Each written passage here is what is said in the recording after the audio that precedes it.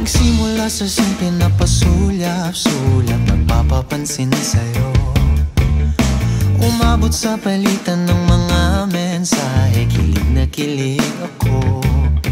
Kumusta, kain na, hello, magandang umaga. Ingat ka, pahinga, huwag kang masyadong magpupuyat pa. Naramdaman ng puso na dahan-dahan akong nahuhulog sa'yo. Sa kada araw natin na pag-uusap, meron nang namumuo.